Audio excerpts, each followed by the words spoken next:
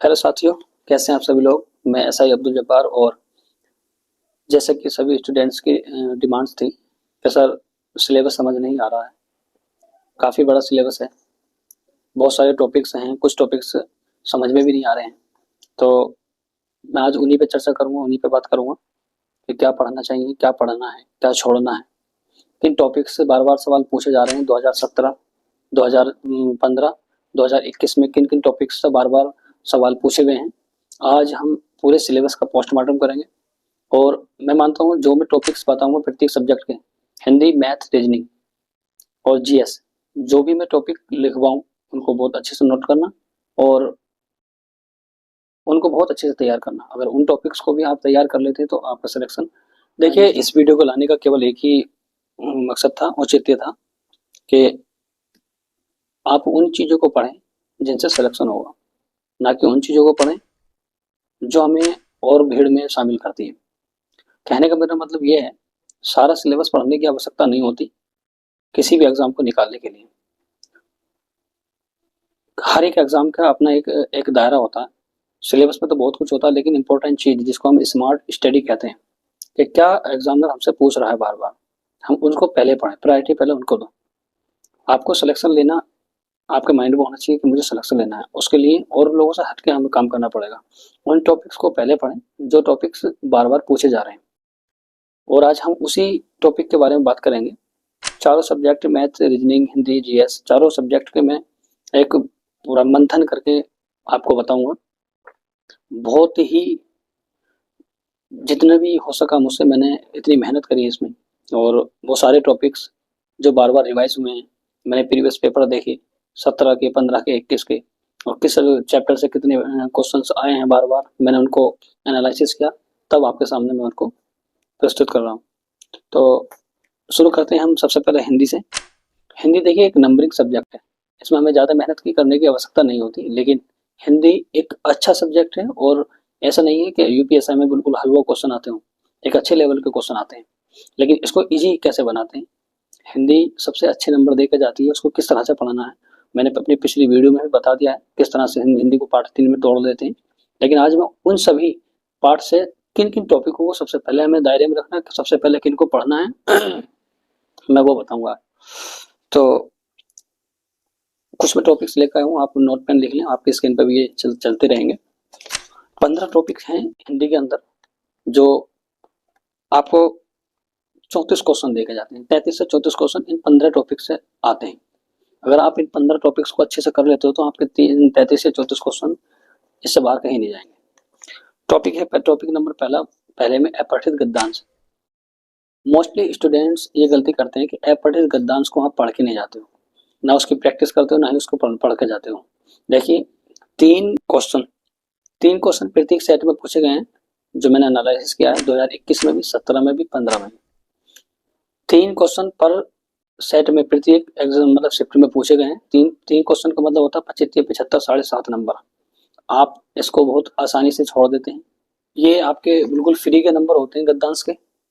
जैसा कि आपकी स्क्रीन पर दिख रहा है, प्रत्येक सेट में ये तीन क्वेश्चन आते हैं और तीनों क्वेश्चन इतने इजी होते हैं। इनमें एक क्वेश्चन तो ये कभी कभी ये भी पूछ लेता है इसका सारांश क्या है, जो कि आपको कहानी के लास्ट की 2-3 लाइनें पढ़ने के बावजूद भी पता चल जाएगा कि इसका सारांश क्या होता है। जब आप पूरा गद्यांश पढ़ते हैं, पूरा गद्यांश पढ़ने की आवश्यकता ही नहीं है। आप सबसे पहले इसका करने का एक मेथड होता है आप करके देखिए, ये अप्लाई करिए, मेरी ट्रिक है खुद की।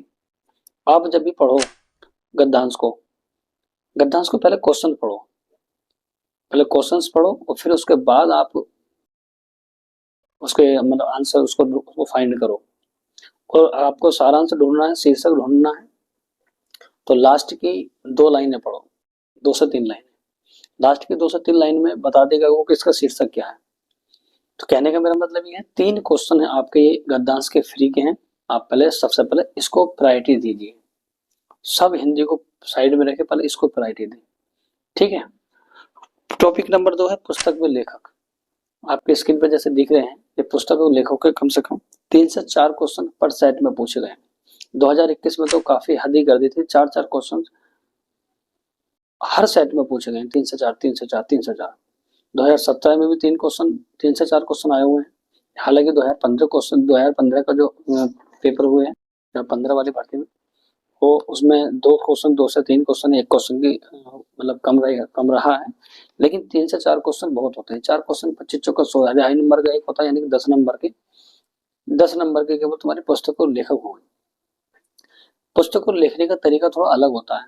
कोई जरूर नहीं आपसे पुस्तक दे दी, लेखक पूछ ले, लेखक दे दे पुस्तक पूछ ले, नहीं, इसमें विधा भी पूछ सकता है, इसकी विद्या क्या है, इसकी विधा क्या है, और आपसे पूछ लेगा इसका शीर्षक क्या है, या इसके अंदर किसकी कहानी है, या इसकी पृष्ठभूमि पूछ सकता है, जैसे कि आप इसके क्वेश्चन में देख ही रहे हैं।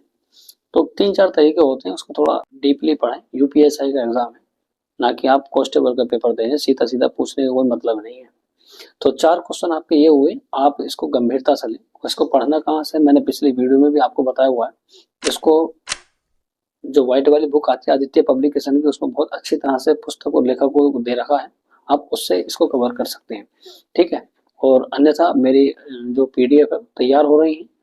कुंभ की वजह से सभी पीडीएफ लेट हो गई थी, लेकिन इस महीने सभी पीडीएफ तैयार हो जाएंगी और अपलोड हो जाएंगी, और शब्दकोश की पीडीएफ आ चुकी है वैसे। टॉपिक नंबर 3 मैंने 2 बता दी कि अपठित गद्यांश, और दूसरा पुस्तक के लेखक, और तीसरा टॉपिक हमारा है जो मैंने नोट किया है सबसे ज्यादा पूछने वाला, अलंकार। देखिए अलंकार वो टॉपिक साथियों, अलंकार प्रत्येक सेट में, प्रत्येक पेपर में, प्रत्येक सेट में 3 से 4 क्वेश्चन पूछे गए हैं। मोस्टली 3 क्वेश्चन हर सेट में पूछे गए हैं, और 2017 का पेपर हो या 2021 का पेपर हो। आपको ज्यादा अलंकार पढ़ने की आवश्यकता नहीं है, मैं कुछ इंपोर्टेंट अलंकार है जो आपको बता रहा हूँ। यमक है, अनुप्रास है, श्लेष है, उत्प्रेक्षा है, अतिशयोक्ति है, विरोधाभास है, रूपक है, उपमा है। ये 7-8 अलंकार हैं, आप इनको बहुत अच्छे से इनके एग्जाम्पल याद करें, जैसा आपका स्क्रीन पे दिख भी रहा होगा। एग्जाम्पल इसके ज्यादातर पूछे जाते हैं अलंकार के, और 3 क्वेश्चन पर से हर शिफ्ट में पूछे गए हैं। 3 क्वेश्चन का मतलब 2.5 नंबर का एक क्वेश्चन है, 25 से 75, 7.5 नंबर आपके बिल्कुल फ्री के नंबर है। आप इनको रट लें अगर समझ में नहीं आ रहे हैं तो। टॉपिक्स की बात करो, नंबर 4 पे मुहावरे।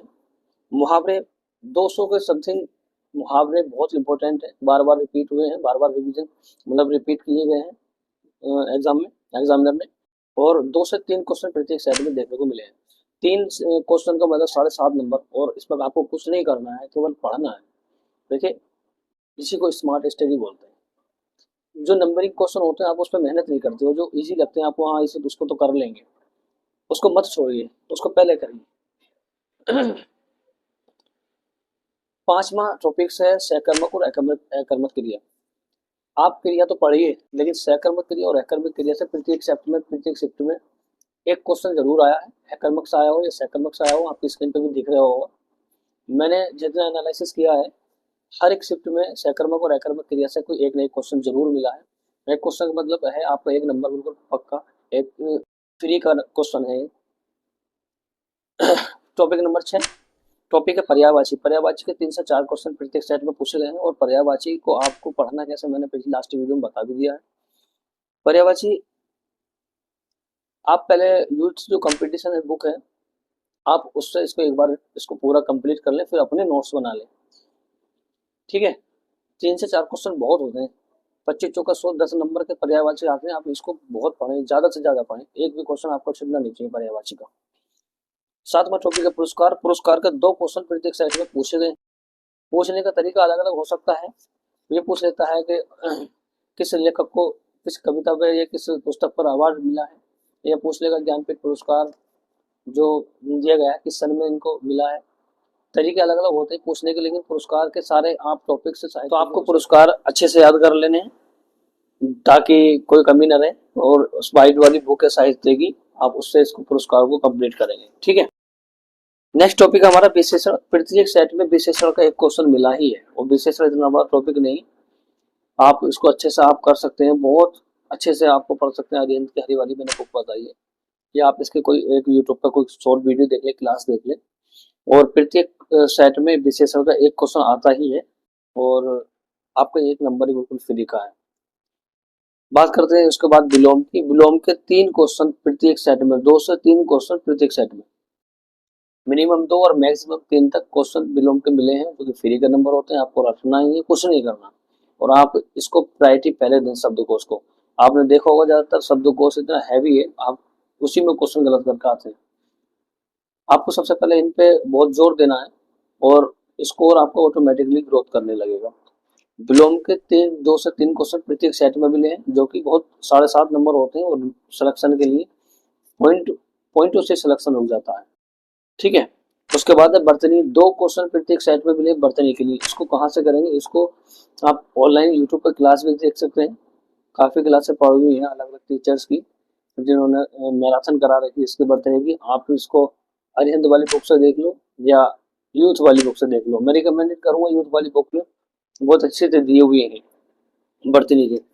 2 क्वेश्चन आपको प्रत्येक सेट में मिलेंगे, करना कुछ नहीं, एलिमिनेट से ही निकल जाता है। अगर आप एक बार भी पढ़ लेंगे बर्तनी को तो आप इसको कर जाएंगे, कोई दिक्कत नहीं है। 11वां टॉपिक है तत्सम तद्भव। तत्सम तद्भव के 3 क्वेश्चन प्रत्येक सेट में, 3 क्वेश्चन तद्भव का एक, 2 तत्सम के, या तो 2 तद्भव के 1 तत्सम का। इस तरह से 3 क्वेश्चन ही आपको मिले हैं, जो कि फ्री के नंबर है बिल्कुल। तो आपको 7.5 नंबर इसलिए देखा जाएगा। इसके बाद है शुद्ध वाक्य। 1 क्वेश्चन या 2 क्वेश्चन आपको पर सेट में मिले हैं। मैक्सिमम 2 क्वेश्चन और मिनिमम 1 क्वेश्चन पर हर एक सेट में। कुछ नहीं करना, शुद्ध वाक्य को आप एक बार वाइट वाली बुक है अरिहंत वाली, उससे पढ़ लीजिए, उससे प्रैक्टिस कर लें। लगभग 150 के समथिंग क्वेश्चंस हैं। आप एक बार पढ़ के निकल जाएंगे, मेथड समझ में आ जाएगा, या यूट्यूब से क्लास देख लें, एक क्लास में काफी है। फिर उसके बाद है हमारा 13वां टॉपिक संज्ञा। संज्ञा से जातिवादी संज्ञा बहुत इंपॉर्टेंट है, बहुत इंपॉर्टेंट है। जातिवादी संज्ञा से काफी बार क्वेश्चन पूछा गया है। मैंने 2015, 17, 21 वाले मैंने एनालिसिस किया है। जातिवादी संज्ञा से बहुत बार क्वेश्चन पूछा गया। आप संज्ञा ही टॉपिक को ऊपर अच्छे से पढ़ ली। एक दूसरा अगला है सर्वनाम। सर्वनाम से 1 क्वेश्चन आता है, और वर्णमाला। वर्णमाला से 1 से 2 क्वेश्चन हर सेट में पूछा गया है, तो आप बिल्कुल हल्के में ना लें। और ये आपका हिंदी का 34 क्वेश्चन हो चुके हैं। अब बात करते हैं जीएस की। जीएस के जो मैं इंपॉर्टेंट टॉपिक बताऊंगा, इनसे ही आपको 28 से 30 क्वेश्चन मिलेंगे। इनको नोट कर लें। पहले बात करते हैं हम मूल विधि और पॉलिटी की। मूल विधि और पॉलिटी को मिलाकर 23 से 24 क्वेश्चन हर प्रत्येक सेट में पूछे गए। देखिए इसका इतना बड़ा दायरा है, 40 में से 23 से 24 क्वेश्चन मायने रखते हैं जीएस के लिए। आपको ज्यादा भी नहीं पढ़ाना पड़ेगा, केवल 2 बुक्स को आपको इन 24 क्वेश्चन को कवर कर सकते हैं, 2 बुक से। मूल विधि केवल 3 सेक्शन बटे हुए हैं मूल विधि, जो इम्पोर्टेंट है, जहां से केवल क्वेश्चन पूछे जाते हैं। वो 3 सेक्शन है। नंबर 1 पे अधिनियम है, number 2 case, number 3 IPC CrPC, जो अब बीएनएस और बीएनएसएस हो चुका है। तो आपको ज्यादा पढ़ने की आवश्यकता नहीं है। बात इसकी डिटेल में थोड़ा कर लेते हैं। जो अधिनियम है, अधिनियम से 5 क्वेश्चन प्रत्येक सेट में पूछे गए। कभी किसी सेट में 6 भी हो गए, किसी सेट में कम भी हो गए। मैंने एवरेज 5 माना है। 5 क्वेश्चन प्रत्येक सेट में पूछे गए, और 5 क्वेश्चन का मतलब होता है 25 पंजे 125, 12.5 नंबर। दूसरा पॉइंट पता, केस। केस से 3 क्वेश्चन प्रत्येक सेट में पूछे गए। कहीं किसी किसी में 4 भी हो गया, किसी किसी में 3 भी रह गया। तो 3 क्वेश्चन प्रत्येक सेट में पूछे गए। 3 क्वेश्चन केस से पूछे गए और 5 क्वेश्चन अधिनियम से। 8 ये हो गए। और आईपीसी सीआरपीसी में से 1 या 2 क्वेश्चन ही पूछा है। जो धाराओं के क्वेश्चन है वो अधिनियम की धाराएं ही पूछी गई हैं, और आईपीसी सीआरपीसी से केवल 1 या 2 ही क्वेश्चन प्रत्येक सेट में पूछा गया है। लेकिन अब कुछ चीजें नई जुड़ी हैं, बीएनएस है, बीएनएसएस है। हो सकता है इससे 1-2 क्वेश्चन नया, मतलब आपकी नॉलेज को एक वो करने के लिए, रीड करने के लिए 1-2 क्वेश्चन फालतू कर दें, 2 से 3 क्वेश्चन आ जाएं, इससे ज्यादा नहीं आते। ठीक है, तो आप क्या करेंगे, मूल विधि का मैंने बता दिया है, अधिनियम, केस और आईपीसी सीआरपीसी कितने कितने क्वेश्चन आते हैं। आपको सबसे पहले अधिनियम पढ़ना है, फिर केस पढ़ना है। अधिनियम ज्यादा नहीं है, 8 से 10 अधिनियम है, 10 मैक्सिमम अधिनियम है, और इनको बहुत अच्छे से कवर कर सकते हैं। और मैंने अपनी पीडीएफ जो नोट्स है, मैंने उसमें बहुत अच्छे से इसको डिटेल्स में बताया है। उसी के साथ साथ आप किसी का कोर्स ले लें, या यूट्यूब पर से प्रत्येक केस को डाल के आप यूट्यूब से पढ़ लें। ठीक है, और बात करते हैं केस की। केस की भी ऐसी है, आप यूट्यूब से पढ़ सकते हैं। यूट्यूब पे क्लास डालें, और काफी टीचरों ने बहुत अच्छी तरह से समझाया हुआ है। पॉलिटी की बात करते हैं, 13 से 14 क्वेश्चन, मैक्सिमम 15 तक भी हो गए हैं। 13 से 14 क्वेश्चन पॉलिटी के प्रत्येक सेट में पूछे गए हैं। और कहाँ से पूछे गए, भाग 1 से लेकर भाग 5 तक। प्रस्तावना प्लस भाग 1 से लेकर भाग 5 तक आपको बहुत अच्छा कर लेना है, राष्ट्रपति उपराष्ट्रपति तक। ठीक है, और पॉलिटी को कवर कहाँ से करेंगे ये भी आप जान लीजिए। मैंने पहले ही बताया, महेश बरवाल की बुक से सारे क्वेश्चंस पुटअप होंगे। आपकी स्क्रीन पर दिख रहे हैं, इतने भारी क्वेश्चन नहीं आते, इतने इजी भी क्वेश्चन नहीं आते, थोड़ी सी लैंग्वेज टफ कर देता है। और आप जब इसको पूरा कर लें तो या तो मेरे नोट से रिवीजन कर लें, या आप घर जा चैप्टर की बुक ले सकते हैं। कोई ज़रूरी नहीं है कि आप कोई एक पर्टिकुलर बुक अलग से चाहिए, ऐसा कुछ नहीं है। आप मेरे नोट से ले सकते हैं, उससे उससे भी रिवीजन कर सकते हैं। ठीक है। पॉलिटी के जितने भी क्वेश्चन हैं आपके स्क्रीन पे मैं दिखा रहा हूँ, ये सारे क्वेश्चन एक वन लाइनर क्वेश्चन के टाइप में ही आते हैं। इजीली आप कर जाएंगे, लेकिन आपको नॉलेज अच्छी होनी चाहिए, क्योंकि 2017 में बहुत डीप पूछने लगा था, 2021 में थोड़ा कम डीप में गया है। लेकिन ऐसा नहीं है, इसका पैटर्न समझ नहीं आया। इसका पैटर्न कभी इजी कर देता है, कभी मॉडरेट कर देता है। और मुझे लगता है 2015 का जो पेपर था बहुत इजी था, और 2017 का पेपर बहुत टफ कर दिया। 2021 का इजी था, आपका थोड़ा थोड़ा सा टफ रहने वाला है बस। तो बात करते हैं यूपीजीके की। मूल विधि के कितने क्वेश्चन हुए? 8 से 10 क्वेश्चन मूल विधि में हुए, और 14 से 15 क्वेश्चन आप पॉलिटी के आते हैं। और यूपीजीके के 5 क्वेश्चन, 4 से 5 क्वेश्चन प्रत्येक सेट में देखने को मिले हैं। और जो उसके लिए आप मैंने अपने नोट्स प्रोवाइड कराए हैं। आप टेलीग्राम लिंक पे जाएं, टेलीग्राम मैंने इसको डिस्क्रिप्शन में दिया हुआ है, और उस पर लिंक पे सारे नोट्स मेरे लिंक पड़े हुए हैं। ठीक है। यूपीजी के में से 4 से 5 क्वेश्चन आए, आप स्क्रीन पर देख सकते हैं। और ये थोड़ा डीप में पूछता है यूपीजी के, बाहर ऊपर से ऊपर से नहीं पूछता। देखिए, आप सब इंस्पेक्टर बनना चाह रहे हैं, अब सब इंस्पेक्टर की जो पोस्ट पर आने के लिए आपको अच्छी नॉलेज होनी चाहिए प्रत्येक सब्जेक्ट की। मूल विधि हो, पॉलिटी हो, यूपीजी को आप एक स्पेशल रूप से इसको पढ़ें। एक कोई बैच खरीद कर एक साथ बैच में इसको एनरोल ना करें। ठीक है। कुछ बाहरी इंपॉर्टेंट टॉपिक जो अलग, इससे अलग आपको बता रहा हूँ मैं। क्वेश्चंस प्रत्येक सेट में पूछे गए। एक एफडीआई है, एफडीआई है, स्क्रीन पर आप देख सकते हैं इसका क्वेश्चन। एफडीआई से प्रत्येक सेट में क्वेश्चन पूछा गया है। जनगणना से भारत की जनगणना हो, यूपी के मैंने यूपी में डाल ही दिया। भारत की जनगणना से एक क्वेश्चन प्रत्येक सेट में पूछा गया है। किसान आंदोलन से प्रत्येक सेट में एक क्वेश्चन पूछा गया है, दो भी हो गए हैं। गवर्नर से एक क्वेश्चन या 2 क्वेश्चन पूछे गए हैं। ठीक है। और मैं मानता हूँ आप करंट अफेयर के पीछे पढ़ रहे होंगे काफी स्टूडेंट। देखिए, अगर करंट अफेयर अगर पढ़ भी रहे हैं तो आप नॉर्मली नियुक्तियां और अवार्ड्स वगैरह पढ़ लें, ज्यादा पीछे ना पढ़ें इनके। और संगठन पढ़ लें, और अब कौन कौन से अभी सम्मेलन हुए हैं उनको। इस तरह से आप पढ़ेंगे तो इन टॉपिकों में लगभग आपके क्वेश्चंस होते हैं 30 क्वेश्चन, आपके 29 से 30 क्वेश्चन आपके पूरे बैठ गए हैं केवल इन्हीं टॉपिकों से। तो आपको स्मार्ट स्टडी करने की जरूरत है, ना कि आप हार्ड वर्क के पीछे पड़ रहे हैं। देखिए, मेहनत करने से सफलता नहीं मिलती, सही दिशा में मेहनत करने से सफलता मिलती है। और मैं सुनिश्चित करूंगा कि यदि आप अपनी पढ़ाई में थोड़ी स्मार्टनेस लेकर आएंगे तो आप और लोगों से काफ़ी आगे पहुंच जाएंगे। ठीक है। समय कम है, और समय को दायरे में रखते हुए आपके लिए मैंने ये टॉपिक्स तैयार किए हैं, एनालिसिस करके मैं उनको लेकर आया हूँ। आप सबसे पहले इन्हीं बिंदुओं को, इन्हीं टॉपिक्स को सबसे पहले आप पढ़ें। अब बात कर लेते हैं मैथ की। मैथ में देखिए, आपको कुछ नहीं करना, मैथ आप अपनी चाल से पढ़ें, जल्दबाजी ना करें, जल्दबाजी की चीज़ नहीं होती मैथ। मैथ्स के मैं कुछ इंपॉर्टेंट चैप्टर बता रहा हूँ, आप इनको सबसे पहले पढ़ें। आपकी स्क्रीन पे सारे चैप्टर सभी दिख रहे होंगे। देखिए, वर्क एंड टाइम बहुत मोस्ट इंपॉर्टेंट चैप्टर है, बहुत मोस्ट इंपॉर्टेंट चैप्टर है। फ्री के नंबर होते हैं इसमें, करना एक बार आप पढ़ लेंगे। बहुत सबसे इजी अरिथमेटिक का सबसे easy chapter work and time. 3 question पर हर सेट में, किसी में 2 भी हो गए हैं, लेकिन मैक्सिमम 3 क्वेश्चन प्रत्येक सेट में मिले हैं। प्रत्येक सेट में 40 में से 3 क्वेश्चन तो वर्क एंड टाइम के चैप्टर से मिल रहे हैं, तो आपको सबसे पहले यही करना चाहिए। उसके बाद एवरेज के प्रत्येक सेट में 2 क्वेश्चन आपको मिले ही मिले हैं। उसके बाद टाइम एंड डिस्टेंस, 2 क्वेश्चन इसके मिले हैं, आपके स्क्रीन पे दिख ही रहे होंगे। परसेंटेज, 2 क्वेश्चन इसके मिले हैं। डीआई, देखिए डीआई मैंने देखा है ज़्यादातर कोई पढ़ता नहीं है। आप लोग भी जाने कितने होंगे इनमें से आपने अभी तक डीआई को शुरू भी नहीं किया होगा। देखिए, डीआई को कर लें एक बार, यूट्यूब से कर लें। यूट्यूब पे काफ़ी टीचर्स ने एक मैराथन के तौर पर करा रखी है।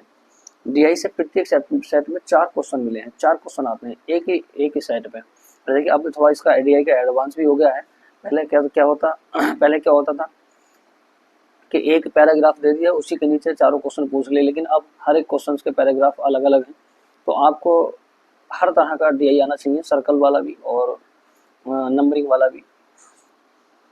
दूसरे नंबर पे CI है। CI का एक क्वेश्चन हर सेट में मिला है, SI के 2 क्वेश्चन मिले हैं।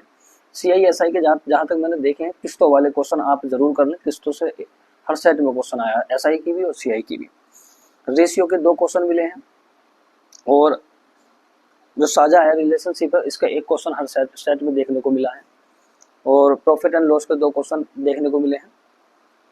अब बात करते हैं एडवांस की। एडवांस में केवल ये 5 चैप्टर हैं, इनसे ही आप अगर इनको ही आप कर लेंगे तैयार तो आपको और कुछ करने की आवश्यकता नहीं है। नंबर सिस्टम है, नंबर सिस्टम से प्रत्येक सेट में 2 से 3 क्वेश्चन आपको देखने को मिले और सरलीकरण, जो सरलीकरण एक एडवांस का ही क्वेश्चन माना जाता है, 1 या 2 क्वेश्चन उसको उससे देखने को मिले हैं। मेंसुरेशन के 2 क्वेश्चन आते हैं। ट्राइंगल से हर सेट में क्वेश्चन पूछा गया है, ट्राइंगल से हर सेट में क्वेश्चन पूछा गया है और एपीजीपी से 2 क्वेश्चन पूछे गए हैं और जो कि बहुत ही इजी है, बहुत ही फ्री के नंबर है।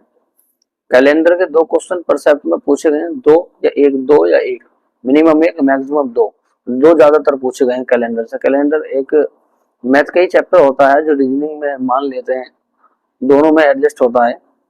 और 5वां चैप्टर प्रोबेबिलिटी का एक ये 2017 से इसको ऐड किया गया है। प्रोबेबिलिटी का क्वेश्चन प्रत्येक सेट में एक क्वेश्चन प्रोबेबिलिटी का पूछा ही गया है। तो आपसे मैं कहूंगा इन टॉपिक्स को आप केवल तैयार कर लें। इन टॉपिक्स को तैयार करने के बाद आपको ऐसा लगेगा कि जैसे आपने सारा मैथ कर लिया है, वो आपके नंबरिंग में ग्रोथ होगी। 30 क्वेश्चन ये तुम्हारे टोटल बैठ गए हैं, 40 में से 30 क्वेश्चन ये हो गए और बाकी जो क्वेश्चन है बाकी नॉर्मली रीजनिंग के ऐड कर देता है, उसमें जीएस के भी ऐड कर देता है, तो टोटल 40 क्वेश्चन हो जाते हैं। तो उम्मीद करूंगा ये सब चीजें आपके समझ में आ गई हो। रीजनिंग की अगर बात करें तो रीजनिंग में आपको कुछ नहीं करना, आप उसकी लैंग्वेज पे ना जाएं, जो यूपीएसआई का सिलेबस है उसकी लैंग्वेज पे, रीजनिंग की लैंग्वेज पे ना जाएं। आप सबसे पहले आप पीयूष सर की क्लास को, पीयूष सर का कोर्स लें, उसका कंप्लीट कर दें। कोर्स नहीं ले रहे तो बुक्स आप पढ़ लें, क्योंकि आपका बेसिक तो होगा ही, तो आप बुक से उसको कवर कर सकते हैं, इतना कुछ इशू नहीं है रीजनिंग में। रीजनिंग को बेहतर करने का केवल एकमात्र तरीका यही होता है, उसकी आप ऑनलाइन डेली टेस्ट लगाएं, चाहे सेक्शनल लगाएं चाहे फुल लगाएं और उसकी बराबर लगातार प्रैक्टिस करते रहें। जो भी क्वेश्चन आपका गलत हो रहा है उसको नोट करें, फिर दोबारा उसको जब नेक्स्ट टेस्ट में दें तो वो गलत नहीं होना चाहिए। तो साथियों ये एक मैंने 2015, 17 और 21 में हुए पेपर का एनालिसिस आपको बताया और उम्मीद करता हूं कि इससे बाहर कुछ नहीं आएगा। थोड़ा सा डीप पढ़ने की आपको जरूरत है, आप अपनी कमी ना छोड़ें, क्योंकि मौका बार बार नहीं मिलता और जल्द ही भर्ती आपको देखने को मिलेगी। जहां तक की उम्मीद है अगस्त तक, जुलाई अगस्त तक आपको नोटिफिकेशन आने की पूरी संभावना है। साथियों ये तो क्लियर है कि देखिए, आप जुलाई अगस्त में अगर नहीं भी आए 1% तो आप ये मान लीजिए कि भर्ती 101% आएगी। आप अपनी तैयारी को बराबर बनाए रखें, बार बार अपना टाइम वेस्ट न करें। समय की जो कीमत होती है वो कोई नहीं चुका सकता। अपने समय को यूज करें और ऐसा नहीं है कि बहुत ही इजी है, आप इजीली कर लोगे, बहुत मेहनत